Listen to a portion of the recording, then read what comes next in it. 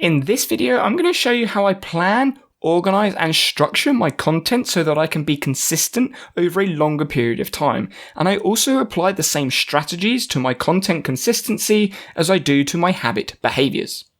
Subscribe and hit the notification bell to stay part of the conversation. For free Notion templates, check out the link in the description below. The most important aspects about being consistent is making sure whatever it is that you're doing, there is a quick, convenient, and organized way to make yourself either do the behavior or get something done.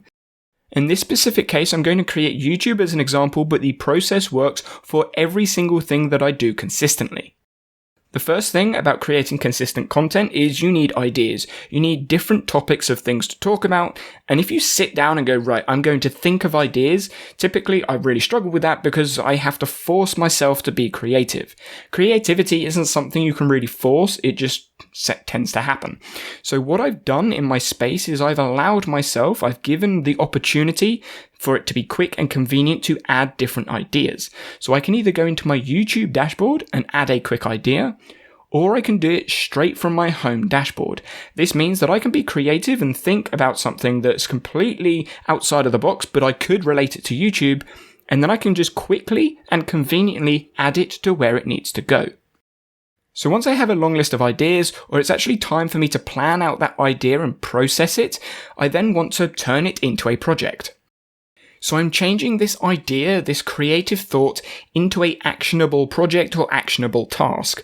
And in the process of doing that, there's loads of things that need to be done. So instead of having to redo the same thing over and over again, I've created a template inside of my space, so I can take the idea from the ideas database and put it into my projects database, use the template in the projects database to add the appropriate emoji, and all of the other things that I need to do to make that idea a project, and it gives me actionable steps to go. So it's quick and convenient to move from idea to task.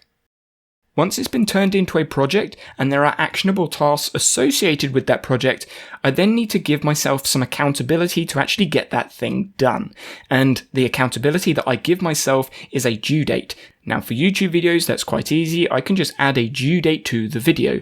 But for habits and tasks, I will put a due date for a specific goal or target that I want to achieve, essentially.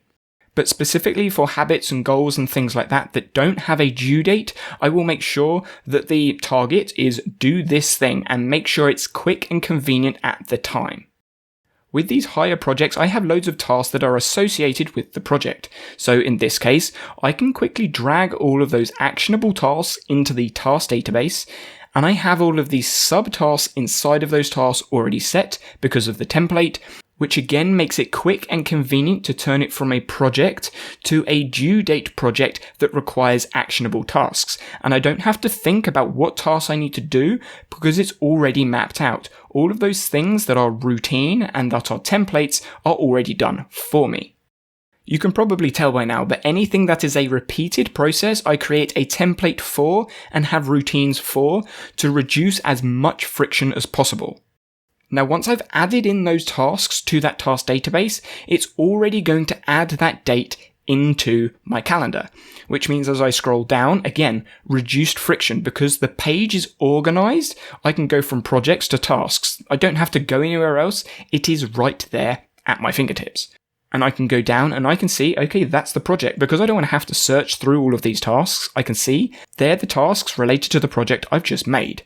Now, in this case, I've actually planned out the rest of the tasks. I'm just going to move it to Saturday.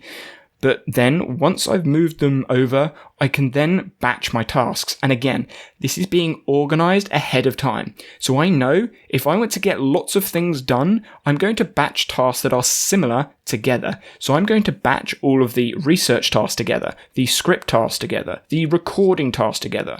So I'm organizing myself now so that when it comes to doing those tasks, it's quick and convenient for me to do.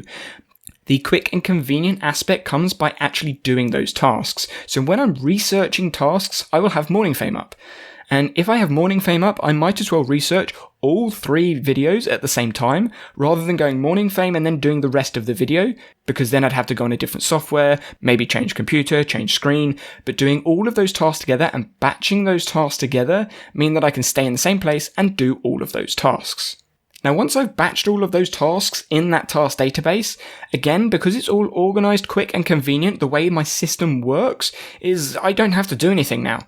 All I need to do is wait for those tasks to appear on my dashboard. So if we go back to my dashboard, you can see those YouTube tasks are right there on my dashboard, and when I need to do them, I can click the tick box and it's all done. All the progress on the project is done automatically, so I don't have to worry or think about it at all. So hopefully by this point in the video, you realize that the 3 core fundamentals that I use to keep myself consistent in creating content is making sure it is quick, convenient, and organized to do the small tasks that need to get done.